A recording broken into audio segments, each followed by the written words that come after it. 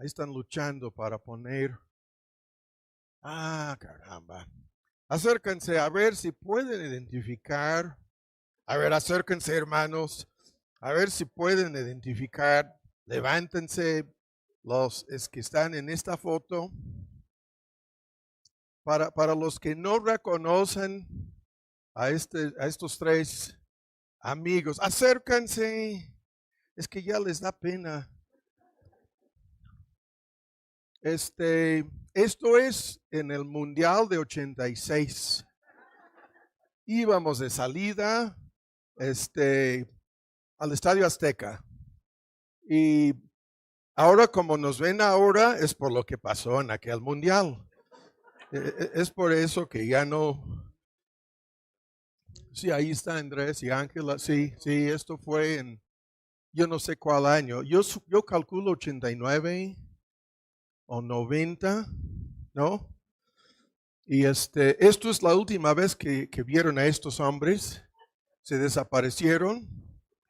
Y aquí estamos nosotros en su lugar. Y ustedes que nos visitan, que no nos conocen desde hace tantos años, estos dos hermanos son los más queridos hermanos nuestros. Y llevamos en el ministerio los tres trabajando tantos años.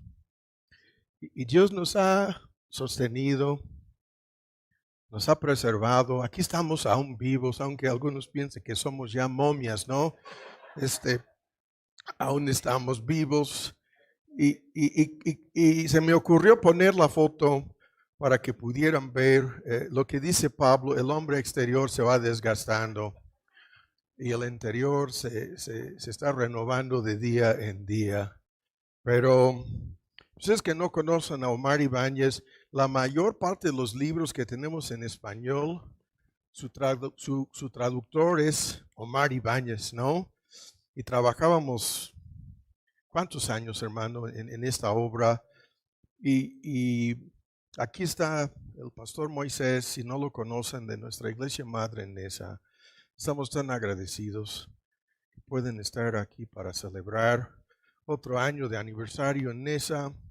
Y oran por este hermano porque a veces cae en la trampa de los 15 minutos.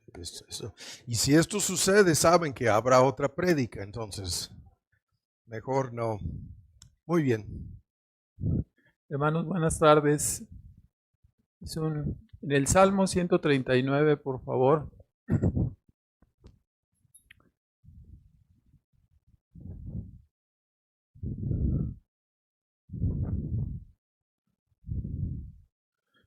Todavía estamos investigando cómo se coló ese gringo por aquí, pero sí, espero que no vaya a ser más de los 15 minutos que el hermano dice.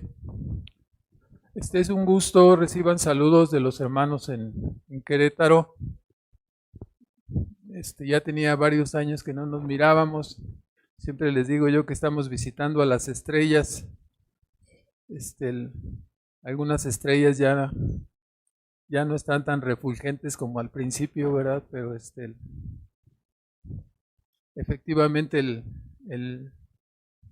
se va desgastando el cuerpo, ¿verdad? Pero el Señor nos ha unido, y después de casi ya serían como 40 años, ¿no? Más o menos. Han sido como 3 minutos abajo del agua, ¿verdad? Pero el Señor ha sido bueno con nosotros y es un gusto poder compartir con ustedes este aniversario. Y bueno, vamos a ubicarnos aquí en un tema conocido, el versículo 23: examíname, oh Dios, y conoce mi corazón, pruébame y reconoce mis pensamientos, y ve si hay en mí camino de perversidad, y guíame en el camino eterno. En la vida cristiana, después de la salvación, todo se reduce al proceso de la santificación, y es un proceso largo que dura toda nuestra vida. No alcanzaremos la perfección, como ustedes lo saben, pero es una lucha continua, Y bueno, es menester, como el pecado. Aquí aprendimos algunas palabras en las visitas a Nicaragua, ¿verdad? Acostumbran a decir allá que el pecado es muy mañoso, ¿verdad? Y ellos entienden la palabra mañoso como alguien que roba, ¿verdad? Dicen, mira, unos mañosos, ¿no? El pecado es muy mañoso y el pecado se esconde, el pecado se disimula su maldad, se disfraza, se maquilla y usa muchas trampas para engañar a los creyentes y desviarnos en el proceso de nuestra santificación. Cuando estaba enfermo el hijo de aquel hombre malvado que se llamaba Jeroboam, que tenía un hijo y mandó a su esposa con el profeta Ahías, verá, el profeta ciego, y dice, pero cámbiate el uniforme, ¿verdad? Disfrázate. Y así es el pecado, ¿no? Como la esposa de Jeroboam se disfraza. El profeta le dijo inmediatamente, ¿no? ¿Por qué te disfrazas? ¿Por qué te finges otra mujer de Jeroboam, verdad? Y así el pecado se finge que nos ayuda, se finge, el diablo lo planteó de esa manera, ¿verdad? No, si ustedes toman el camino y la ruta del pecado, ustedes van a ser maravillosos, ¿no?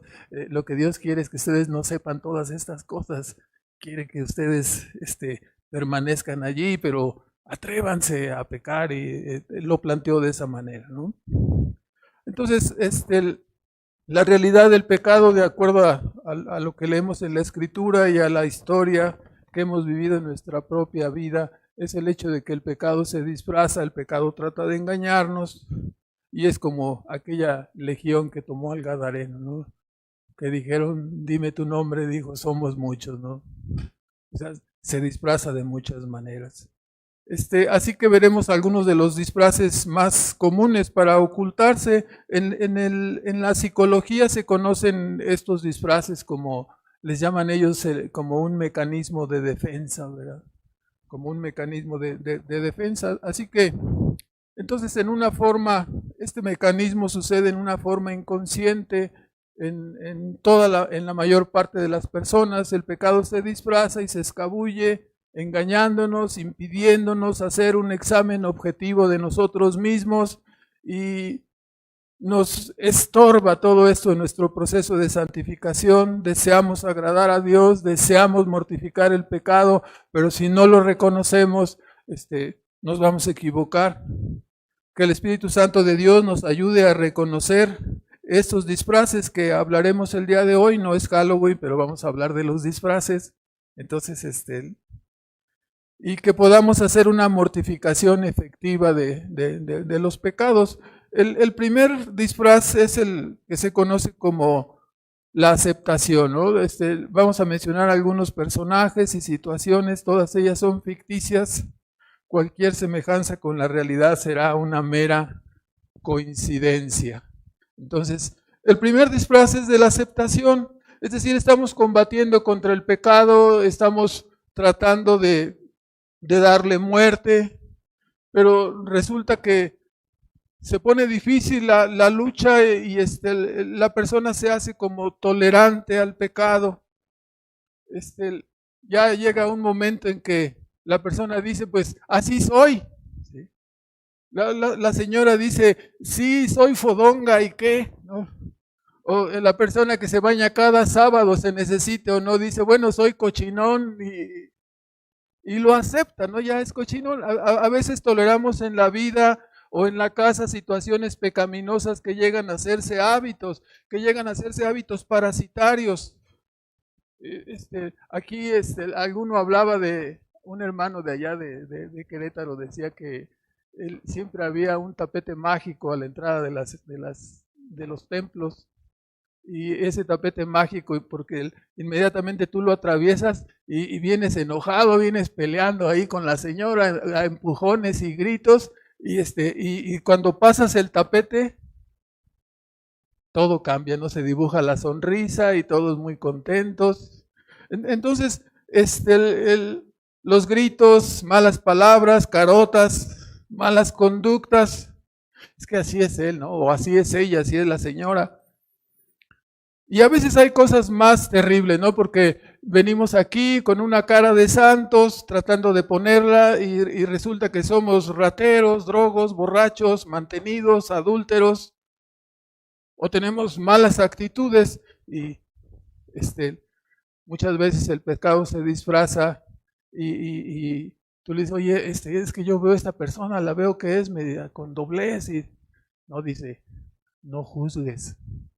Mateo 7:1, no juzgues a nadie, ¿no? Se hace como un complot de silencio, no juzgues, todos lo hacen. Si criticas, te va a salir un hijo igual. Entonces ya, las personas se callan, ¿no? Se dan por vencidos, no luchan contra el pecado en su vida. Y algunos llegan a decir, es inútil, ya he luchado tanto tiempo con este mal carácter que tengo, que ya no me quedan fuerzas, ¿no? Dios nos ha dicho que pidamos, que busquemos, que llamemos. Y no debemos aceptar, no debemos darnos por vencidos en la lucha. No aceptes que así es tu carácter, debes seguir luchando. Después de muchos años salen brotes todavía de los remanentes de nuestra naturaleza caída. Y la meta de ser reconstruidos a la imagen de Cristo se ve borrosa por momentos. Pero no tienes que acostumbrarte a que los remanentes del pecado hagan de las suyas. Debes seguir luchando, aunque no lograremos la perfección. Siempre la perfección será nuestra meta y debemos seguirnos esforzando. No te rindas. Debemos pensar en que el pecado sigue siendo tan repugnante como siempre lo ha sido. No lo aceptes. El apóstol Pablo decía en Hebreos 12:4, aún no hemos luchado hasta la sangre combatiendo contra el pecado. Nos hemos esforzado para muchas cosas, pero si nos examinamos a nosotros mismos, hemos hecho un esfuerzo titánico para vencer nuestros pecados. Nos hemos profundizado con un esfuerzo rabioso, como el que queremos que haga la selección mexicana cada que hay un mundial. Y resulta que nos volvemos como ellos, ¿no? Como ratones también. Podemos hacer más de lo que hemos hecho hasta ahora. El apóstol Pablo, hermanos, cuando pasan tantos años, el apóstol Pablo nos dice, no os canséis pues de hacer el bien, porque a su tiempo cosecharéis. A su tiempo vendrá lo que es bueno. Porque cuando la lucha se alarga, hermanos, tendemos a aflojarnos, a descuidarnos, a darnos por vencido. No, hermano, no lo aceptes, sigue luchando. En segundo lugar, en Lucas 10:29, no solo la aceptación, pero también en Lucas 10, en el versículo 29, aquí vamos a poner la lista. Si pensaban que el hermano Tomás era el único que escribía feo, pues no, ya ven que se pega de vecinos, dicen, ¿verdad? Entonces, a veces el pecado se justifica.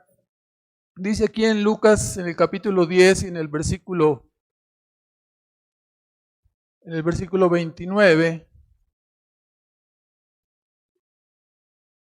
la historia del buen samaritano, ¿no? El buen samaritano, como sabemos, había un odio y un rechazo porque los que habitaban en Samaria eran personas que habían sido traídas después para rellenar el espacio, después que los que habitaban ese lugar fueron expatriados, ¿no? Entonces, los que estaban ahí no eran judíos puros, por lo tanto, había cierta rencilla de los judíos puros hacia los que habitaban en Samaria. Entonces, y este doctor de la ley, nos dice que se trató de justificar y le preguntó los mandamientos a Jesús, ¿no? Entonces dice en 10:29, mas él dice, después de haber contestado, ¿cuál es el camino para la salvación? Dice, los mandamientos, ¿sabes? Ama a Dios y a tu prójimo como a ti mismo, en una forma resumida.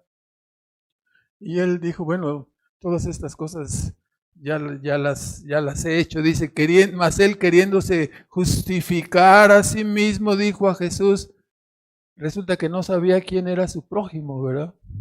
Para ellos otro prójimo era solamente otro judío. Entonces, Dios le quería mostrar, Cristo le quería mostrar su rechazo, su aborrecimiento.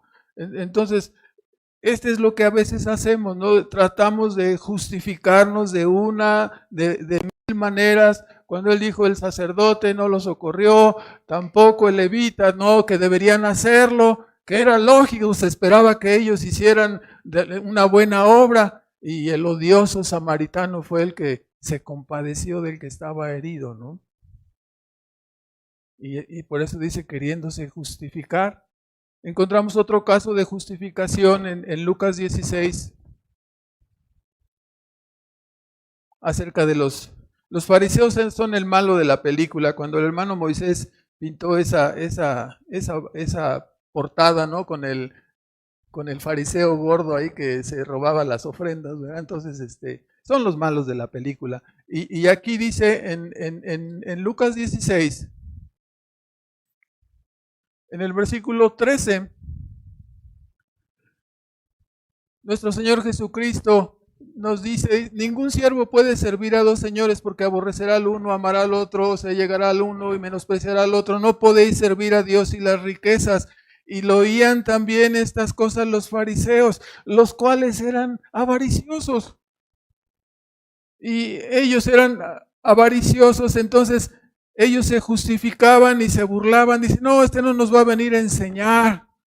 Dice, Cristo les dice, vosotros sois los que os justificáis a vosotros mismos delante de los hombres, mas Dios conoce vuestros corazones, porque lo que los hombres tienen por sublime delante de Dios es abominación. Su religión le era abominación a Dios, porque solamente guardaban las formas externas, pero su corazón estaba lejos. Sin embargo, cuando alguien se atreve a confrontarles, cuando alguien se atreve a decirles que están haciendo las cosas mal, ellos se justifican. Dicen, este cuate no nos puede enseñar, él no ha ido a ningún instituto, no salió de ninguna universidad, ¿cómo nos va a venir a enseñar este cuate, verdad? Entonces se burlaban de él, no, nada sabe, nada sabe. Y de esa manera, ¿sí? A veces miramos a los, ¿sí? Si usted tiene un doctorado, o 2 o 3 y algunas especialidades y habla como 5 idiomas, entonces vienen y el pastor es salido de aquí voy a mencionar un barrio, ¿no? De allá de Salamanca donde yo nací, de Nativitas. Entonces no, de Nativitas no puede salir nada bueno, este cuate nada más habla un idioma, no puede ser que me vaya a enseñar algo, ¿verdad? Y se burlan, dicen, no, no me va a enseñar a mí nada. Cuando manejaba un camión hace muchos años, el hermano me conoció cuando era chofer de un camión de ruta y me saludaban las personas y me decían, buenas tardes, licenciado, buenas tardes. Las personas que iban en el camión volteaban y se me quedaban, licenciado, ¿por qué le dice licenciado si este es un chafirete, ¿verdad? Vulgar. Las personas se justifican. Esta es otra puerta de escape para no enfrentar verdaderamente nuestro pecado. A veces justificamos nuestras faltas, justificamos nuestros errores. Es que estoy muy cansado, no dormí bien ayer. ¿Sí? Es que así somos en toda mi familia, somos maleducados. ¿Sí? No saludamos a nadie. ¿Sí? Una de las justificaciones preferidas es: el gobierno tuvo la culpa, ¿no? El gobierno tiene la culpa. Yo no sería así si no fuera por el gobierno que tenemos, ¿verdad? Entonces, el que sea de cualquier color, ¿verdad?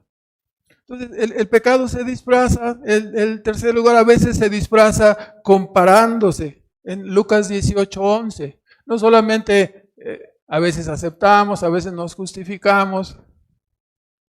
Siempre venimos a caer en el mismo problema, porque en lugar de examinar nuestras vidas, nos comparamos con otras personas.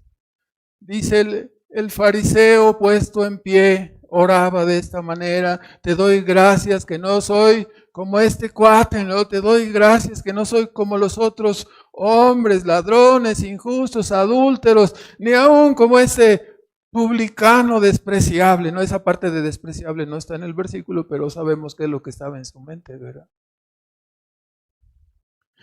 Te doy gracias que no soy como él. Y así las personas, ¿no? Cuando tú dices, voy a tratar con esta persona, con un visitante, un hermano de la iglesia, y tú dices, pero ¿cómo lo trato? Debo llevar unos guantes especiales porque si le hablo de cierta manera se va a ofender y ya no va a venir. ¿Ya? Entonces hay que tratarlo con pinzas. A lo mejor usted es uno de esos que tenemos que tratar con pinzas. Todos nosotros tenemos algo de soberbia y de orgullo. Y no nos gusta que nos confronten, no nos gusta que nos señalen. Y nos hablan de nuestras faltas. Soberbio yo. Y se pone así, ¿no? No te pases. Soberbios los que viven allá cerca de la Patagonia, ¿no? Los que salieron de los barcos. Ya sabe a quiénes me estoy refiriendo, ¿verdad? No quiero utilizar el gentilicio de los ches porque es peligroso, pero después de que nos ganaron, ¿verdad? Pero bueno. Hermano, si tú y yo nos comparamos con cualquier asesino serial, somos una blanca paloma, ¿verdad? Entonces, así amainamos nuestra falta y amainamos nuestro pecado, acallamos nuestra conciencia. ¿Sí?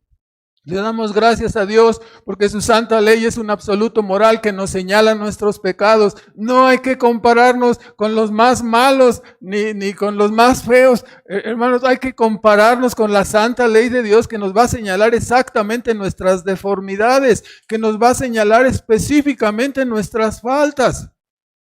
Ese es nuestro metro.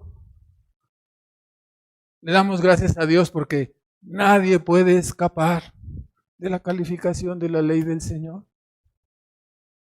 Algunos tratan de escapar, se escapan para no tratar con su pecado. Bueno, cuando somos confrontados con la ley, ni aunque te escapes en el metaverso, también allí te va a alcanzar la ley de Dios. Otros disimulan su pecado a través de la negación. Esta parte es muy interesante. Cuando teníamos a nuestros hijos chicos, estaban, sí, ¿quién agarró la mermelada? Y escorriendo aquí por la... Sí, yo no fui. Es evidente que tú hiciste, tú cometiste una falta, pero a veces así nos portamos en relación con nuestros pecados. Tenemos el caso de Sara en Génesis 18, del versículo 10 al versículo 15. Cuando Dios dijo, por esta temporada, en el año que sigue, vas a tener un hijo. Y no sé de dónde sacaría esa costumbre, pero estaba atrás de las cortinas, no había puertas de madera, pero estaba atrás de las cortinas así con una orejota a ver qué estaba pasando. ¿Sí? Entonces, Dios dice, te reíste cuando yo dije que ibas a ser una mujer de 100 años, ¿no? Ya le había cesado la costumbre de las mujeres. Para nosotros es imposible, pero para Dios no hay ninguna cosa imposible. Este es el sentido. Cuando se trata del proyecto divino, cuando se trata de la verdad de Dios, de la causa de Dios, no habrá obstáculos, no habrá imposibles, no habrá cosas que le estorben a Dios para llevar a cabo sus propósitos salvíficos, sus propósitos de preservar a su iglesia, a su pueblo.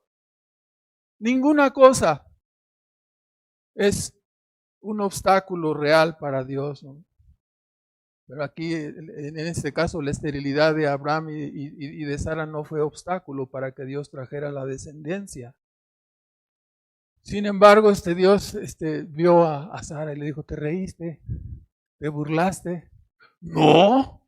¿Ya? Ella era la que tenía la mermelada aquí escurriendo, ¿no? ¿Quién agarró la mermelada? Y ella dice todavía escurriendo, dice, no. Negamos las cosas, ¿no? Dios es tan santo en el cielo como aquí en la hora del culto, cuando andamos en la cocina o en el baño o en la recámara. Si negamos algo, ¿le estaremos engañando a Él? ¿Habremos solucionado el problema de nuestro pecado negándolo? En Juan 8, 32 al 34, tenemos la ilustración. Los judíos se negaban a aceptar su pecado. Cristo les dijo, el que hace pecado es esclavo del pecado. Y ellos dijeron, no, nosotros no hemos sido esclavos de nadie, de ninguno. Ya se habían olvidado que los dominaron los asirios, los dominaron los babilonios. ¿No estaban en ese mismo tiempo del ministerio de Cristo bajo el yugo romano? Sí estaban así, ¿verdad? Pero ellos decían, no, nosotros no hemos sido esclavos de nadie. ¿Acaso no tuvieron que peregrinar en el desierto? ¿No sufrieron severas derrotas a manos de los filisteos una y otra vez? ¿Y tuvieron que ser rescatados continuamente en el tiempo de los jueces? Claro que sí, pero prefirieron negar esta parte de su historia que aceptar que ellos eran esclavos del pecado. Y así somos, ¿no? Si se acerca tu esposa y te dice, es que como que tienes un poquito de mal carácter. ¿Yo? ¿Mal carácter? ¿Qué te pasa? Sí, no me conoces, ¿no? ¿Y cómo no te va a conocer? Te está diciendo la verdad. Te está diciendo la verdad, pero negamos lo que es evidente, ¿no? A veces, otra forma de escabullirnos, estamos viendo cómo estos disfraces del pecado son terribles, porque todos nosotros llegamos en un momento dado, en una situación, llegamos a cometer estos errores. En lugar de reconocer nuestras faltas, en lugar de humillarnos, en lugar de tratar seriamente con nuestros pecados, los aceptamos, nos justificamos, nos comparamos, los negamos, o otra que hacemos, los transferimos. Vea aquí en Génesis 3, ¿no? Uno de los pasajes más conocidos en el sentido, ¿sí? Cuando Dios viene y pone a cuentas 3:12, comieron del fruto que les había dicho que no comieran. El hombre respondió, la mujer que tú me diste, ¿verdad? Entonces, en lugar de decir, sí comí, mira, perdóname, fue un error.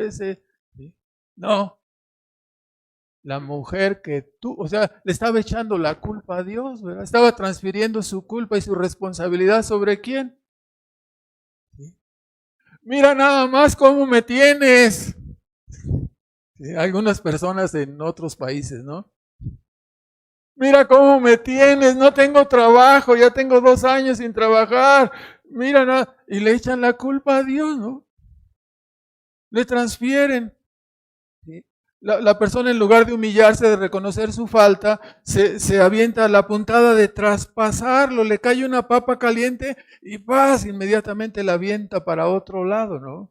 En el jardín del Edén vemos, ¿no? Que en el primer caso, en el versículo 12, el hombre le echó la papa caliente a la mujer, ¿no? Y a Dios. Y en el versículo 13, entonces Jehová dijo a la mujer, ¿qué hiciste, no? ¿Qué es lo que has hecho? La serpiente me engañó, ¿verdad?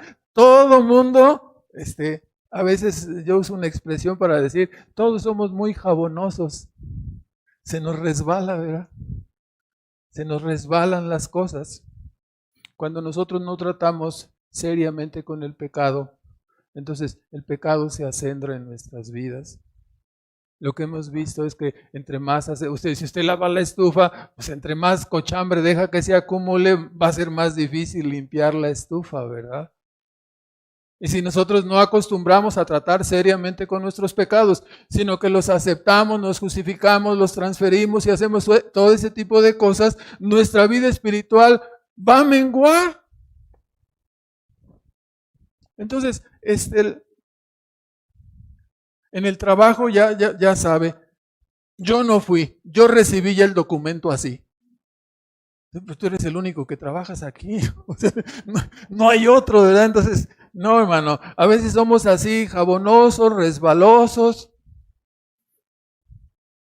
Al transferir nuestra responsabilidad, nuestra culpa, transferimos nuestra responsabilidad. Se nos figura que la echamos sobre otra persona, pero en realidad delante de Dios somos igualmente culpables, ¿no? Estamos tratando en forma deshonesta con nuestros pecados. A veces no, pero ¿por qué no avanzo? Tengo ya tanto tiempo y se sigue ensoberbeciendo el pecado sobre mí, no puedo. Si no tratamos seriamente con él, no vamos a poder mortificar correctamente nuestros pecados. A veces simplemente hay no una transferencia, pero un ocultamiento directo, ¿no? Sí, esto fue lo que se narra en 2 de Samuel 11 y 12, ¿no? Acerca de David. ¿Qué trató de hacer? Taparle, ¿no? ¿Sí? Estoy embarazada, le dijo Betsabe. ¿Cómo le vamos a hacer? Traigan a Urías Eteo. A ver si en una semana o dos ya llega, visita y ya después se va, y si sale embarazada ya está cubierto, ¿no? Recuerdo que tuve una compañera hace muchos años cuando trabajaba en las empresas todavía, en primavera y verano, traía un gabán y siempre había una ligera sospecha, ¿no? Hasta que cuando ya no pudo, se quitó el gabán, ese saco, y estaba embarazada, ¿verdad? Primavera y verano cubierta con el gabán. Así nosotros tratamos de ocultar. ¿Acaso Dios no es omnisciente? ¿Acaso Dios no sabe? ¿A dónde huiré de él? Dijo el salmista. ¿A dónde me esconderé de él? Hermanos, realmente, ¿cuántos me duele la cabeza son genuinos? ¿Cuántos estoy cansada? O estoy cansado, ¿no? Porque luego las señoras van a decir que nos van a acusar de feministas o alguna cosa así, ¿no? Entonces, tuve un día muy difícil. O sea, llegas, azotas puertas, tiras platos, echas tus gritos, no dejas que tus hijos se acerquen, ¡paz! Una patada para allá. ¿Sí? Es que tuve un día difícil. Y eso ya te justifica para hacer todos tus pecados. No, hermanos, es que había mucho tráfico. O sea, eso puede justificar nuestra irresponsabilidad y será una justificación para nuestros pecados. No, hermanos, no, debemos de tratar seriamente, enfrentarnos a nosotros mismos.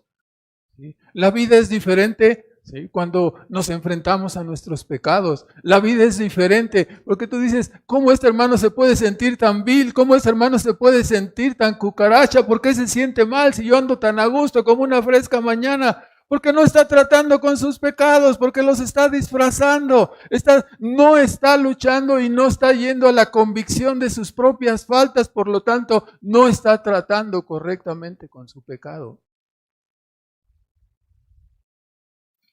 Algunos dicen que muchos creyentes, no es el caso de algunos de los hermanos que estamos aquí, que algunos ya ni siquiera sonríen, ¿no?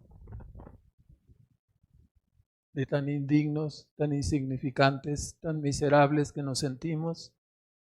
Cuando vemos hermanos tan esforzados, tan dedicados, y nosotros que hemos estado jugando a la pachanga y jugando al cristianismo, que no podemos, nos negamos, el que quiera venir en pos de mí, niéguese a sí mismo, y nosotros no nos hemos negado y andamos bien contentos siempre. No hay ninguna cruz, no hay ninguna autonegación. ¿Por qué sufrirán tanto ellos? Dicen, porque están luchando contra su pecado. Cuando sales a la calle y estás luchando contra tu pecado, es manifiesto en tu mente y en tu corazón. En séptimo lugar, el pecado se disimula detrás de las excusas y pretextos, ¿no? Recordamos el pasaje de Lucas 14, por favor. En Lucas 14, en la parábola de la gran cena, nos dice ahí en el versículo 17.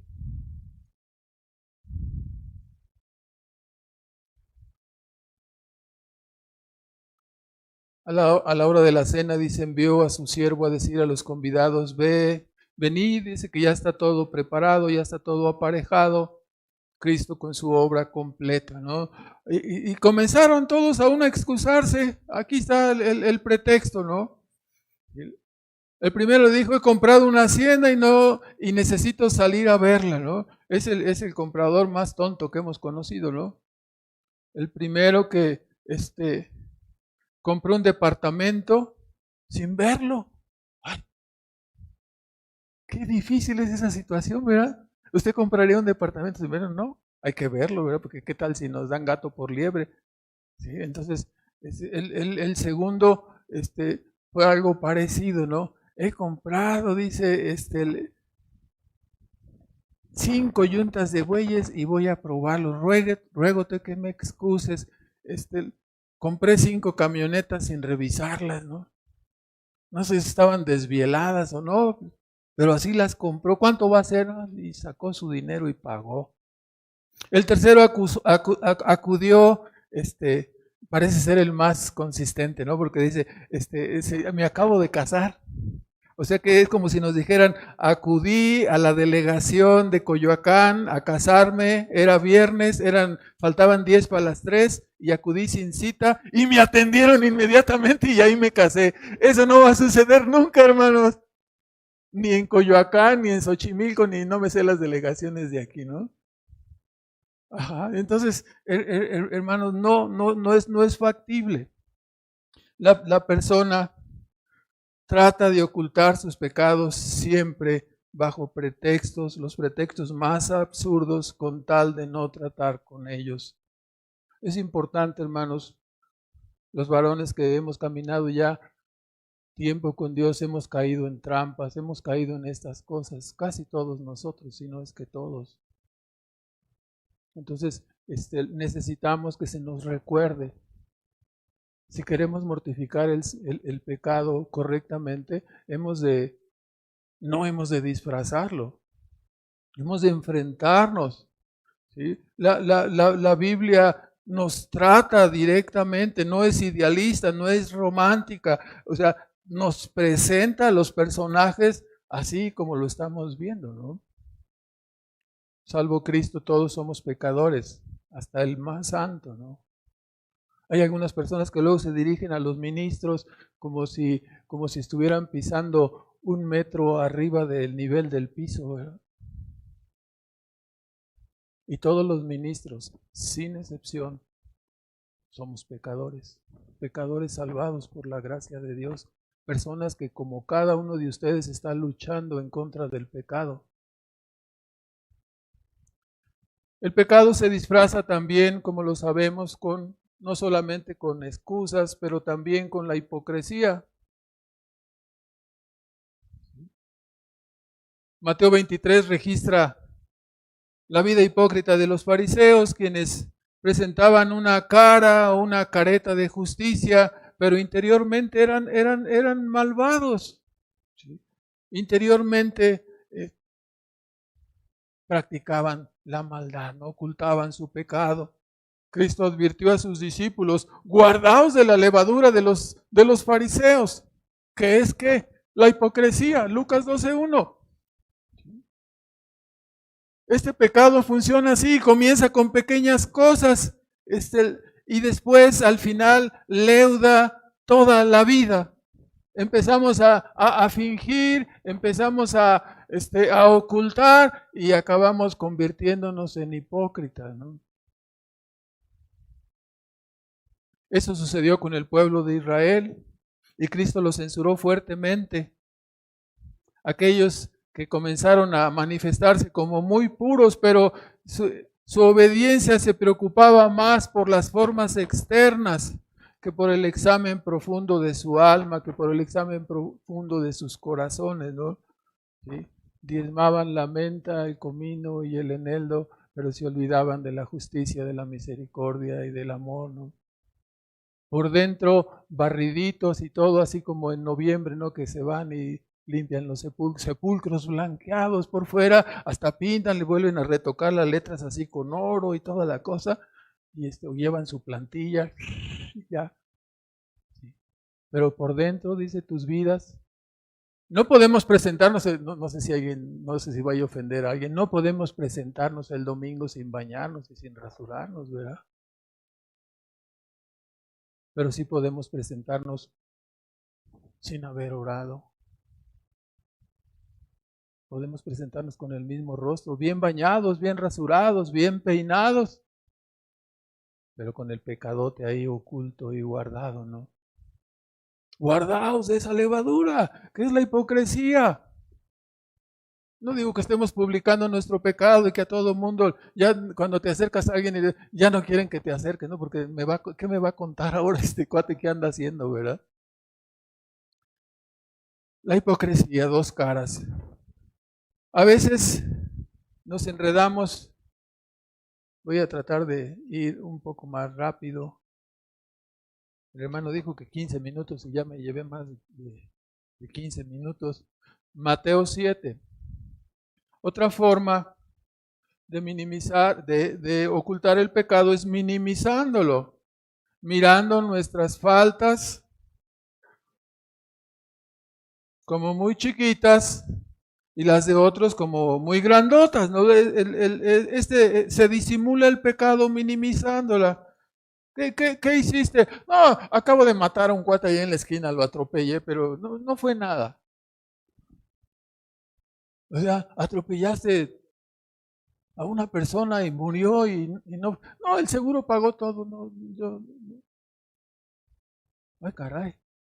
Por eso compro el seguro, para estar bien protegido, ¿verdad? No, hermano, si atropellas un gato o a un perro, sientes que se te deshace el estómago. ¿Cuánto más si atropellas a una persona, no? Entonces, a veces, hermanos, tratamos de hacer compensaciones. Vemos el pecado, dice en 7.3, no leí el texto. ¿Por qué miras, dice, la mota que está en el ojo de tu hermano y no echas de ver la viga que está en tu ojo? ¿Sí? Las cosas pequeñas de los demás las miramos como grandes. Pecadorzote, ¿sí? Malote, ¿verdad? ¿Sí? Y lo ves. ¿Qué crees? Fue capaz de hacer esto. ¿Cómo se atrevió, no? Entonces levantamos y hacemos grande el pecado. Y ya nomás hice un pedacito de acerrín aquí, ¿no? Ya, te lo quitas, ¿no? A veces, si tratamos así, no, hermano, hay que enfrentar el pecado. A veces en lugar lo miramos así como estamos diciendo y luego comenzamos a hacer una compensación. O sea, como te traté mal y te pateé, pues, aquí está este helado que te traje, ¿no? Aquí está este dulce de chocolate. Algunos, después de haber maltratado a su esposa, le llevan una serenata y dicen, no, ya, fue con mariachi, ¿te imaginas cuánto me costó el mariachi? Y ya compensa, ¿no? Entonces, a veces hemos escuchado a algunas amigas en forma secreta platicando con esos aparatos modernos. Dice, ¿qué crees, amiga? ¿Qué pasó? Me porté mal. Pues ve a misa o da una limosna y ya resuelve el problema. O sea, es una terapia compensatoria, ¿verdad? ¿Está tratando verdaderamente con su pecado? No. Entonces, por eso hablamos de estas cosas. También el pecado, ya mencioné algunas cosas, se minimiza, así como creo que traigo ahí mis textos chuecos, ¿no? Pero estaba leyendo en 7.3 la mota y después la viga atravesada en el ojo, ¿no? El pecado mío lo veo como una sardina en comparación con la ballenota del otro, ¿verdad? Una ballena gigante. De esta manera, reduciendo el tamaño del pecado, se reduce el tamaño de la responsabilidad y se disimula y se descarga la culpa. El sentimiento de culpa y la vergüenza se reducen de una herida mortal. ¿Qué le pasó? Tiene una herida mortal. ¿Sí? Y tú lo miras y dices, ¿qué? Es un barro.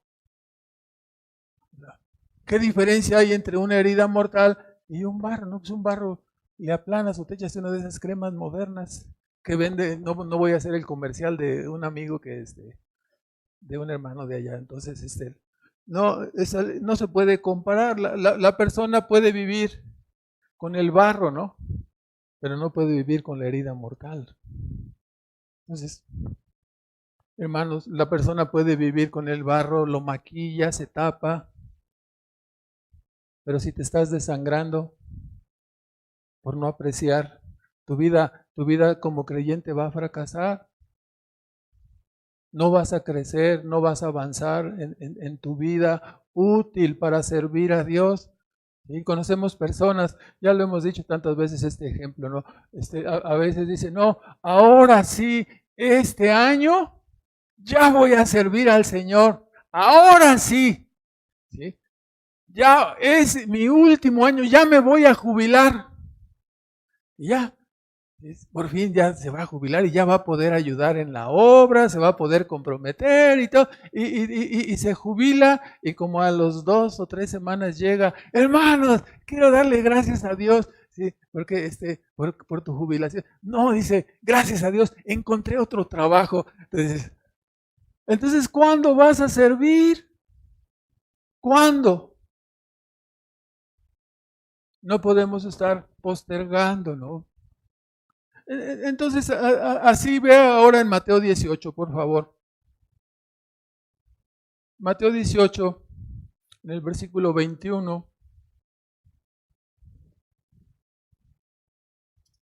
Estamos hablando de cómo minimizamos nuestros pecados. Aquí se trata de la persona, usted lo puede leer, 18, 21 al 35. Esta es el hombre que fue a pedir perdón porque debía 10,000 talentos y le pidió perdón y rogó y le perdonaron. Si nosotros lo traducimos a peso específico, eran 10,000 talentos, equivaldría a 34 toneladas de plata. Y luego cuando ya le tocó perdonar, resulta que el cuate que le debían 100 denarios, que eran el equivalente a 400 gramos, casi como una libra, ¿verdad? Como una libra de peso. Entonces, a la hora de que le tocó perdonar a él, actuó de manera diferente, ¿verdad? Actuó de una manera ruda contra ese, lo agarró del cuello y lo quería estrangular. Sí, perdóname, te voy a pagar tu libra de café, sí, te la voy a pagar. ¿Sí? A ti te perdonaron 34 toneladas de pecados, ¿no? Sí. Pero no puedes perdonar que tu esposa no haya trapeado la casa, ¿no? O no puedes perdonar de que se haya levantado tarde todos los días. Digo, perdón, eso no lo debo. No vino mi esposa, creo. Hermanos, nos perdonaron cuántas toneladas de pecados y nosotros somos muy duros, ¿verdad? Es una mala apreciación. Somos capaces de ver la paja de los demás y pasamos por alto la viga de nuestra falta. ¿Cómo vamos a poder mortificar nuestro pecado si lo minimizamos? ¿Cómo vamos a poder tratar verdaderamente con el pecado si lo reducimos? Solamente te asfixié como 2 minutos, pero fue casi nada. No, hermanos. ¿Cómo vamos a comprender nuestra gran necesidad de Cristo y de la salvación si usted confunde 34 toneladas de pecado con una libra de maldad?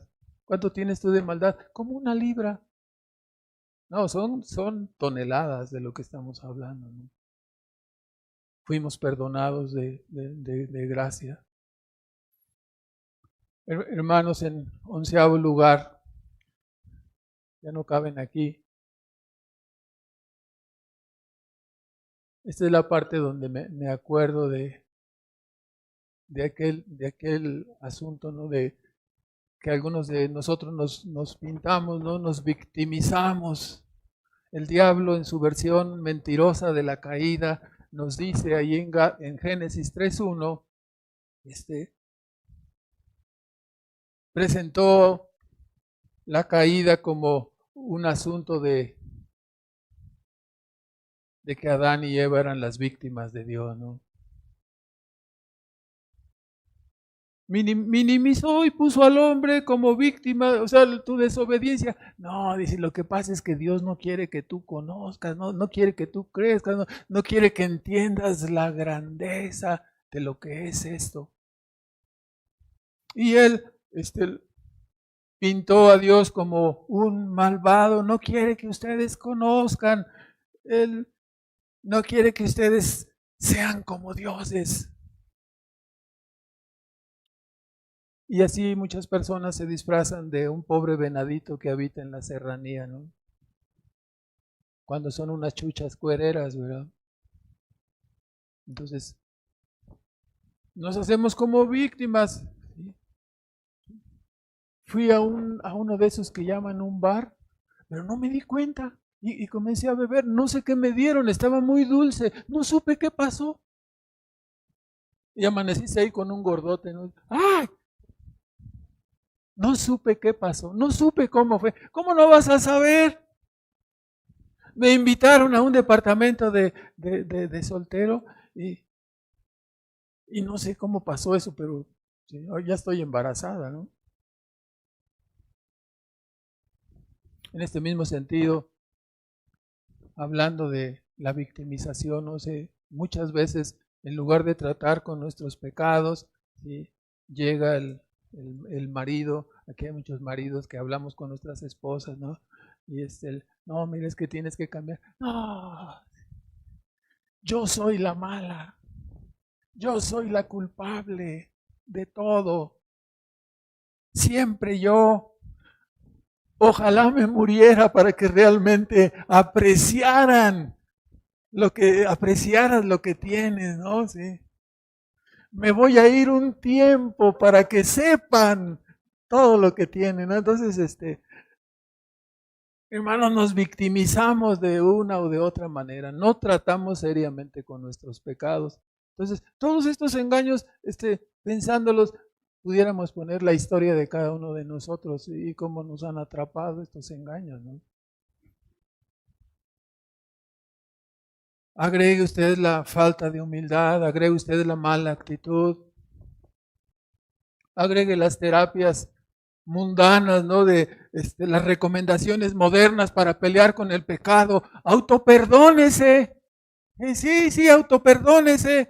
Tenga compasión de usted mismo, siéntase bien, perdónese su adulterio, perdónese esa infancia que usted tuvo de sufrimiento, eche fuera todo, tenga compasión de usted para que usted sea feliz. O sea, le dan una maquilladita y se termina su vida pecaminosa y ya andan bailando en el mundo hasta que les va a atrapar el juicio y los va a alcanzar cuando ya sea demasiado tarde.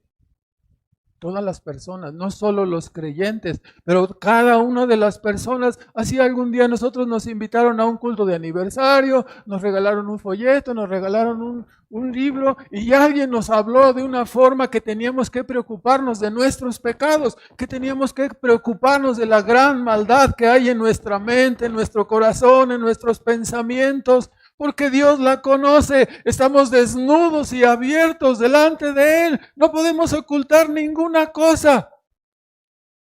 Cuando piensas de esta manera, te derrumbas en el piso, te derrumbas y ruegas, ten misericordia de mí. Yo soy el malvado, yo soy el pecador. No trate de resolver la vida del otro, resuelve el problema de su pecado. ¿Sí?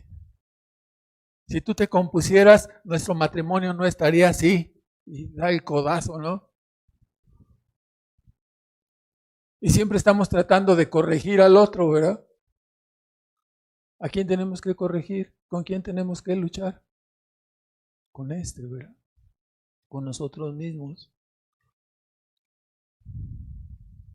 Los especialistas modernos del mundo no resuelven ninguno de los problemas humanos, ¿no? Al darle la espalda a Dios y su palabra, han perdido la brújula para orientar. Al perder la definición del pecado, han perdido la brújula para aconsejar. Se convierten en ciegos, guías de ciegos. ¿Sí? tengo un hijo rebelde, tengo un hijo, ya no lo soporta nadie, lo corren de la escuela. Sí, ámalo, quiérelo, trátalo bien, dale, súbele el domingo, déjalo que salga a pasear con sus amigos. Se va a volver un monstruo, ya es un monstruo. Entonces, se pierde la brújula, hermanos. ¿Cómo debemos tratar entonces con el pecado? Y volvemos, ¿no? Le damos las gracias a Dios por su palabra. Le damos las muchas gracias a Dios porque Él nos enseña cómo tratar con el pecado. Déjenme cambiar de cuaderno.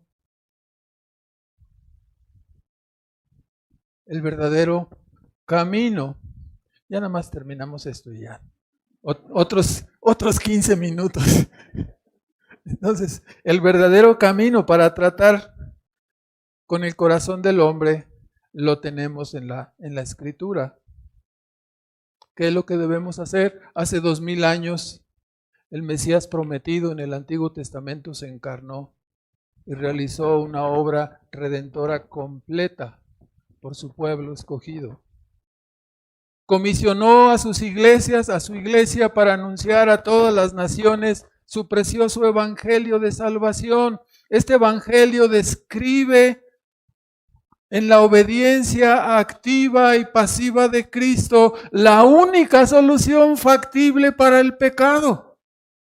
Que el pecado sea perdonado, que no paguemos nosotros la culpa, sino que sea puesta en la persona de nuestro gran Salvador, que es Cristo Jesús. Cuando la gente dice, ¿y por qué cantan? ¿Y por qué se alegran? ¿Y por qué oran? ¿Y por qué se humillan delante de Dios? No puedo saber cómo es que ustedes no pelean por sus derechos, no están rasguñando por las circunstancias. No, porque sabemos que va a haber un juicio y porque se nos perdonaron las 34 toneladas de pecado.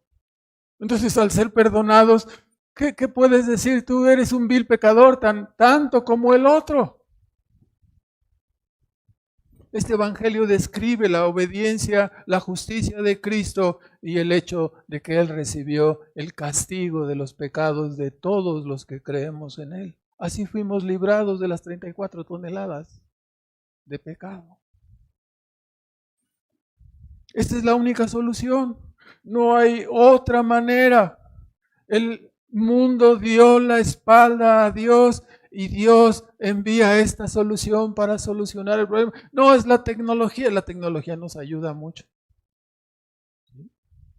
Pero no es la solución, hermanos. La solución es la persona y la obra de Cristo. A través de este proyecto divino, Dios escogió este proyecto para vindicar su precioso nombre, para vindicar su gracia, su amor, su bondad y para vindicar también su santidad, su justicia y su ira, cada uno de sus atributos. Él lo diseñó. Este proyecto divino proclama la sabiduría de Dios, ¿sí? Y les recuerda a los hombres que somos criaturas. Y como Cristo dijo, ¿no? Fuera de mí, nada podéis hacer. Separados de mí, nada podéis hacer. El hombre va a seguir creciendo en sus proyectos independientes hasta que llegue a perseguir y a desechar y a tratar de desaparecer el nombre de Dios de sobre la faz de la tierra. Y entonces vendrá la segunda parte de la solución, ¿no? Este mundo colapsará en la segunda venida de Cristo. Hermanos, le plació a Dios colocar la vida eterna y la felicidad de los hombres solo en una vida de comunión y dependencia con Él a través de Cristo. Y esto es lo que proclamamos en un aniversario, esto es lo que proclamamos en cada día de nuestra vida. Esto es lo que le decimos a las personas, pero es que ¿cómo te puedo ver tan contento y feliz? Porque Dios me ha perdonado, porque Dios me ha salvado. Sus iglesias y sus ministros somos como atalayas que Dios ha puesto para advertir a los hombres que rectifiquen y se conviertan a Dios para que no perezcan. Eso es lo que somos. Oramos, son nuestras armas, la predicación, la oración. Ninguna de las respuestas que el hombre da a sus conflictos internos, a sus problemas de relaciones humanas como esto que acabamos, ninguna de estas cosas soluciona. El pecado debe recibir su castigo, ¿no? Y por eso amamos y bendecimos a nuestro Señor y Salvador, porque Él tomó nuestra carga sobre Él, tomó nuestros pecados, se identificó con nosotros. No es fue algo terrible lo que sucedió en la cruz del Calvario, ¿no?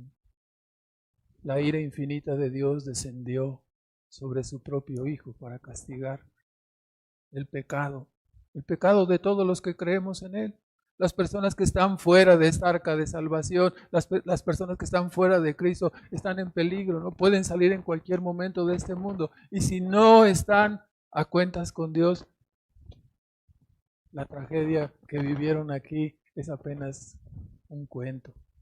Les espera una eternidad de miseria y de dolor, castigo eterno. Las soluciones que la Biblia da es el arrepentimiento, la confesión de pecados, la fe en Cristo como sustituto para ser perdonados, la reparación de daños, ¿sí? Porque luego nos encontramos que algunos hermanos quieren que siempre se repare el daño, pero a favor de ellos, ¿verdad? Es decir, quieren que se les perdonen sus deudas, quieren que se les perdone. Ha sido un problema, hermanos, disculpen que mencione esto. Yo supongo que aquí no ha de haber ese problema, hermano, o sí, pero de personas que piden prestado y luego, entonces, ¿en qué quedamos? ¿Cómo le vamos a hacer con mi deuda, no? Y esperan ¿qué esperan que le diga el otro hermano? Que no vaya a ser tan díscolo, que sea amoroso y que ¿qué? Que le perdone la deuda, ¿verdad? Y siempre se agarran a su puerquito, perdón por la expresión, ¿verdad? Sí, se agarran las mismas, pero préstame. No, es que en esta iglesia no hay amor. Tengo un hermano que le pedí 5 y a otro 10 y a otro 15 y luego no pagué y está muele y muele. ¿Y qué quiere? Que le pague. ¿Tú crees? No hay amor en esta iglesia. Yo por eso ya me voy a ir de esta iglesia. Y hermano, siempre ocurren personas así, que después de pedir prestado ya no quieren pagar, ¿no? No tienen arrepentimiento genuino. Su fe es solamente aprovecharse de los otros y mucho menos quieren reparar el daño, ¿no?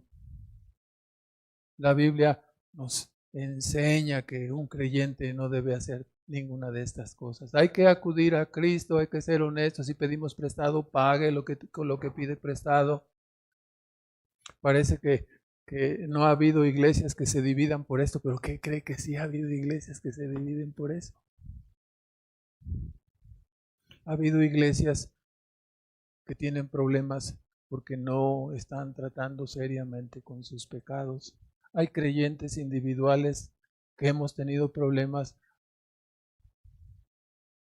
porque no estamos tratando con nuestros pecados.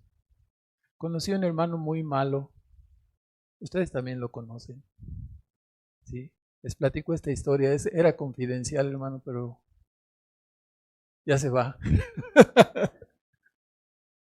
Sí, hace muchos años empezaba yo en el camino del cristianismo y conocí al hermano Tomás.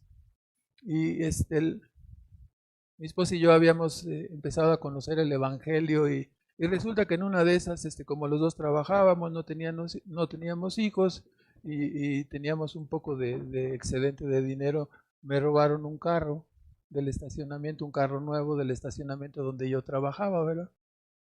Entonces, todas las personas eran maravillosas. Ay, cómo los compadecemos, nos abrazamos. Un gran amor, ¿no? Que lo que necesites y todo, ¿no? Hasta que llegó un gringo y me hizo la terrible pregunta, ¿no? ¿Cómo estás con tus ofrendas? ¿Qué tan honesto eres tú con tus ofrendas? Tu mayordomía delante de Dios. No digo que se me cayeron los calzones porque sería un insulto, pero sí se me cayeron. ¿Me explico? O sea, hermanos, si no tratamos seriamente, o sea, todos me dieron palmadas y yo me sentía bien contento hasta que llegó este gringo malvado y me dijo, ¿eres honesto con tus ofrendas? O sea, nadie me lo había dicho. fue desastroso, pero hermanos, es lo mismo. A veces las cosas que decimos desde el púlpito llegan a decir, el hermano Tomás, fue el hermano Mark, le platicó al hermano algunas cosas, entonces de los hermanos de aquí. No, hermanos, los ministros platicamos, oramos unos por otros, pero no nos platicamos las cosas que suceden en nuestras asambleas. Es Dios el que trata con nosotros y nos dice, trate usted seriamente, ¿no? Hermanos, hoy es un día especial, es un aniversario. Y la segunda parte, oh no, sean sinceros, no decir, oh no. La segunda parte es breve, quiero concluir después de hacer este comentario acerca de que debemos ser sinceros, honestos, para tratar con nuestros pecados, para tratar con los pecados en nuestra familia. Hermanos, deseo concluir con unas palabras en relación con este fin de año. Es un fin de un ciclo, un año más de gracia para con cada uno de nosotros, un año más de bendiciones para nuestras iglesias, para nuestras misiones, un año más de gracia para el mundo antes de que la puerta del arca de la salvación se cierre definitivamente, ¿no? Entonces, el día de hoy no solamente deseo que quede en sus mentes el punto específico, ¿no? Hay que tratar seriamente con nuestros pecados, ¿no? Seriamente. No juguemos con la mortificación de nuestros pecados y además de eso deseo también llamarles a continuar la carrera cristiana con mayor determinación, con mayor decisión, ¿no? Al hablar de mayor determinación me refiero a que tengamos un compromiso más fuerte con las cosas de Dios, ¿no? En el Salmo 132 recordamos a David diciéndonos, haciendo lo que conocemos como un voto, un juramento. Acuérdate, oh Jehová, versículo 1, Salmo 132, de David y de toda su aflicción. Dice que juró él a Jehová, prometió al fuerte de Jacob, no entraré en la morada de mi casa, ni subiré sobre el lecho de mi estrado, no daré sueño a mis ojos, ni a mis párpados adormecimiento, hasta que haya lugar para Jehová, moradas para el fuerte de Jacob, ¿no? Él, como sabemos, hizo un compromiso para que él, aunque él no construyó finalmente el templo, fue su hijo Salomón, pero él juntó los materiales y hizo un gran compromiso. Y hoy es tiempo de hablar de eso, ¿no? De hacer resoluciones y compromisos, no solamente para tratar con el pecado. A veces nuestra vida se llena de grandes deseos. Aunque usted no lo crea, he escuchado personas que tienen una profesión de fe. Por fin veo a los de arriba, no los había visto. ¿Cómo están? Estaba centrado aquí, ¿verdad? Algunas personas se asombran mucho con los adornos navideños y con las luces y todo eso, y dicen que les brota como un amor, ¿no? Es un amor diabólico eso, ¿no? Pero y algunas personas, no, dice es que me acuerdo de las cosas que cuando estaba, hermanos, es necesario que tomemos determinaciones firmes para nuestra vida cristiana.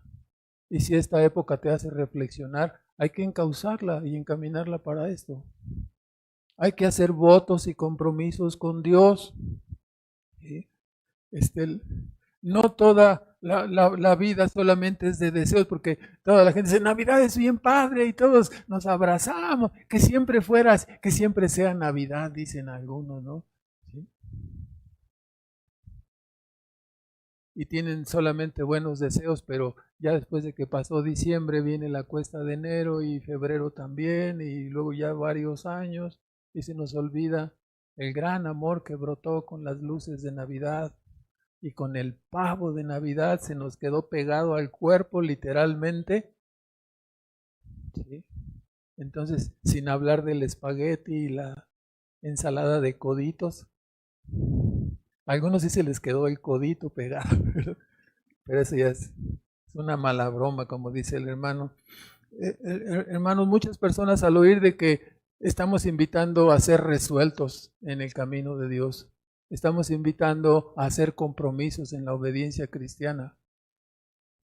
Si hemos hecho votos y compromisos y no los hemos cumplido, es tiempo de hacer un alto y decir, ahora sí lo voy a hacer bien. ¿Sí? El año que entra voy a ir a visitar a mi papá, que tengo como 15 años que no lo veo. Y tienes 15 años haciendo determinaciones y no vas a verlo. No se va a morir, o te vas a morir tú. Hay que arreglar las cuentas bancarias, las cuentas familiares, todo lo que tenemos pendiente. No lo dejemos, seamos resueltos, ¿no? Vamos a llegar a... Es que no tuve tiempo. Pues no, que ya habías muerto a ti mismo. ¿No confesaste eso en tu profesión de fe, en tu bautizo? Hermanos, muchas personas al oír de votos y de compromisos casi en automático dicen, está prohibido. El Nuevo Testamento dice que están prohibidos los votos. Y evaden, ¿no? Se evaden a sí mismos delante de Dios. En realidad lo que está prohibido son los malos votos. Está prohibido el incumplimiento de los votos y compromisos que hacemos con Dios. ¿Por qué? Porque en el tiempo que Cristo habló acerca de los votos se habían vuelto como una fiesta, como una pachanga, ¿no? Decían, vamos a poner el ejemplo de los préstamos, es bueno, ¿no? No sé si le esté pisando el callo a alguien, pero vamos a insistir con el asunto de los... ¿sí? Préstame 10. Vale, aquí están los 10. ¿Sí? Te juro por el altar que te pago los 10. Y luego ya cuando pasa el tiempo y no paga, dice, no, es que te juré por el altar, por eso no te he pagado. Si te hubiera jurado por la ofrenda del altar, entonces sí te hubiera pagado. Hermano, o sea, eso no es correcto, ¿verdad? Eso era lo que estaba sucediendo con los votos. Entonces, por eso Cristo hizo el énfasis, ¿no? Casi las personas evadían sus responsabilidades pretextando cualquier cosa, ¿no? Hice el juramento por la entrada, pero si lo hubiera hecho por el altar, o sea, puras cosas ridículas, ¿verdad? Para evadir su responsabilidad. Lo que está mal es jurar y no cumplir. Ya que es algo solemne hacer un voto, porque es delante de Dios, ¿no? Si haces un voto, apresúrate a cumplirlo. Como creyente es bueno que hagamos votos, es parte de nuestros compromisos para la obediencia, para la santificación. En realidad, para los creyentes y no creyentes está mal si nos comprometemos y no cumplimos. Especialmente para los creyentes, porque ¿qué es un voto? Voy a hacer un voto, me voy a portar bien. Y haces el voto. ¿Sí? ¿Sí?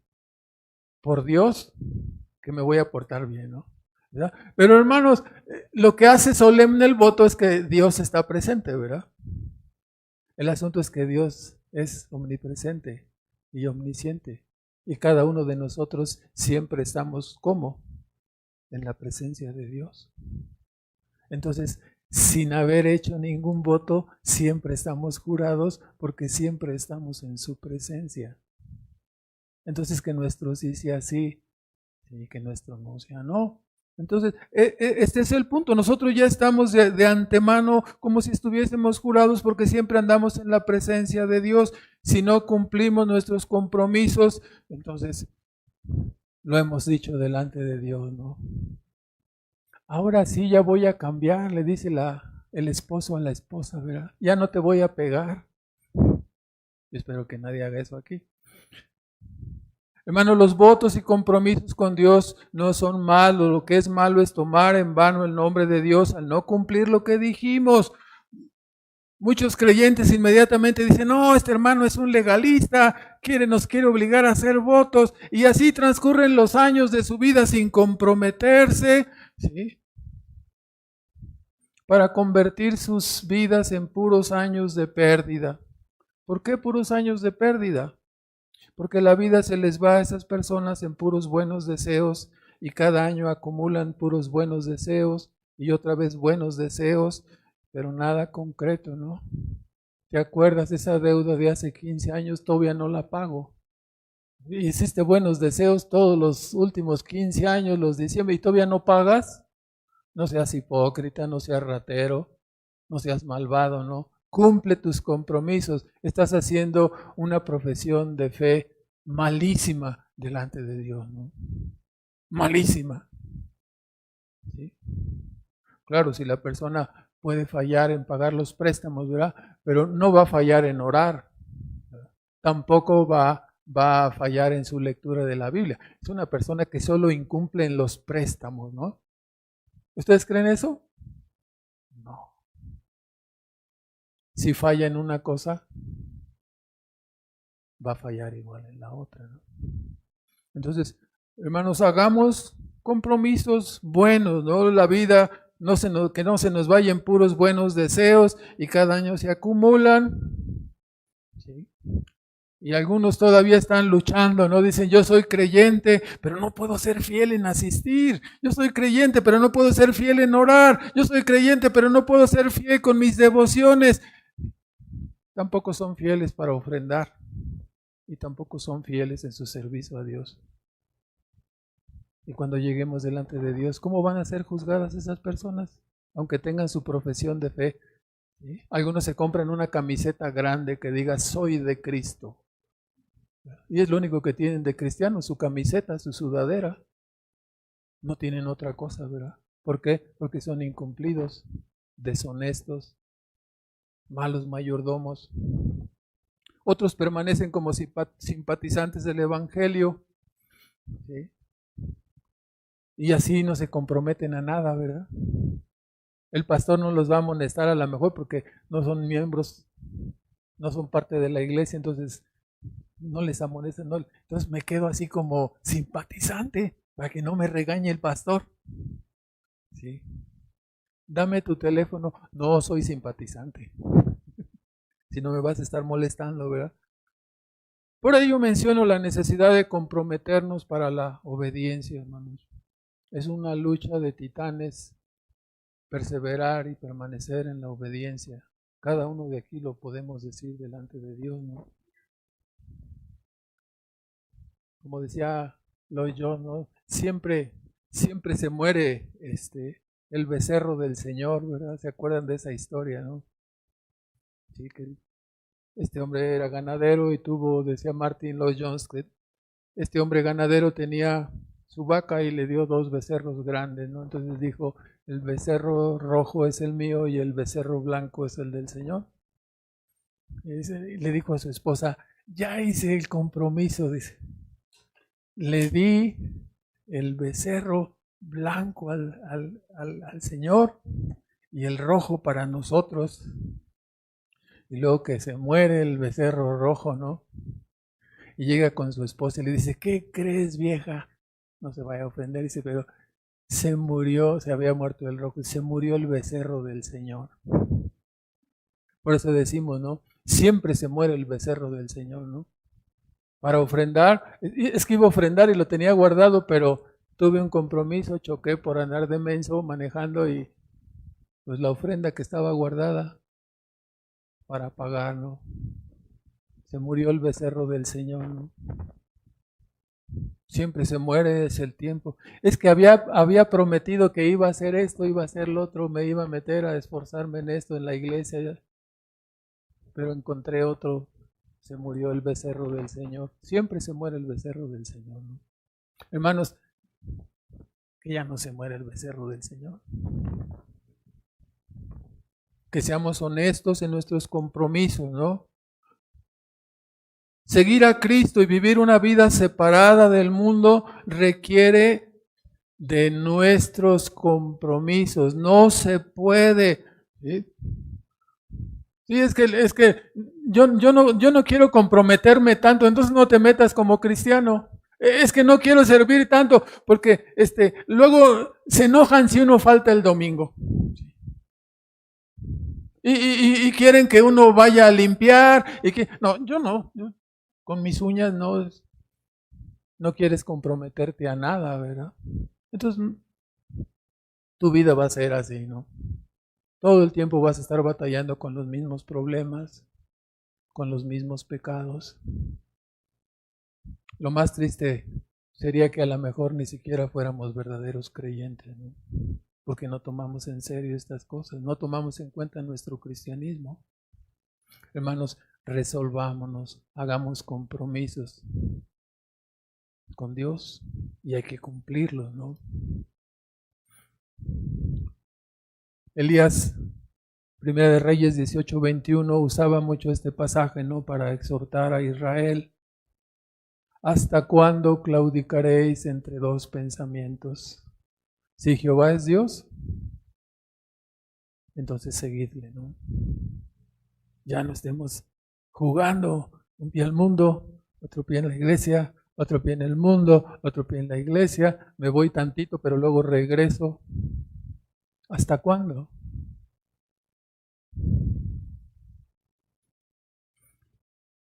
Hay varios ejemplos en la escritura. El ejemplo de Ruth, la moabita, puede usted anotarlo por ahí, Ruth 1:16 al 18. El ejemplo de Itaí, cuando se comprometió a seguir a David ante la traición de Absalón, hizo un juramento, dice, vive Jehová, ¿no? Yo voy a ir contigo, donde tú fueres, ahí yo voy a estar. Oye, pero acabas de venir, vienes de la guerra, yo te voy a servir. A David, el prototipo, la sombra del compromiso que nosotros hacemos con quién, hermanos. ¿Quién es el hijo de David? Con Cristo.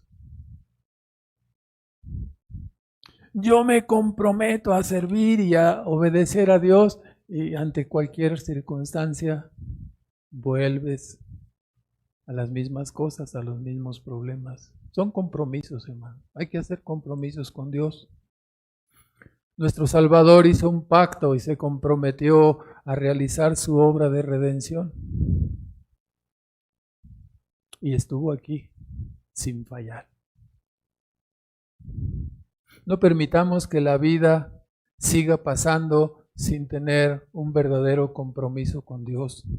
Que otros retrocedan, que otros desperdicien sus vidas. Nosotros hagamos compromisos y resolvámonos a seguir a Dios con todas nuestras fuerzas. No estemos esperando para más adelante. No podemos ir al combate contra el pecado, el mundo, el diablo, siendo mediocres y temerosos. ¿Sí? ¿A dónde vas? Voy a la guerra. No sé si... No, hermanos, no vamos a poder derrotar al pecado si somos así mediocres. Hay muchas áreas de compromiso y con eso termino, ¿no?